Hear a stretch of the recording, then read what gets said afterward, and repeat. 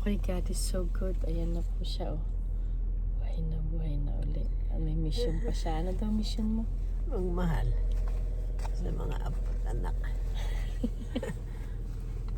Yun ang ano ko sa buhay. Mag-alaga ng mga apo. Thank you, Lord. Thank you, Father. Magkakaroon ng anumang karamdaman mo. Mabibigat ang mga apo ko. Salamat, Panginoon, pagbaybayan mo kulag. Ang mga apo ko at anak, Panginoon, thank you. Thank you. Thank you. Thank you, Lord. Thank you, Lord. We pray for those who are sick to na naiwan sa hospital. Pray for them na ma-receive nila as their personal Savior at patawarin sa iyo ang kanilang mga kasalanan. Thank you, Lord. Jesus' name. Amen. Amen. Amen. Amen. Thank you, Lord.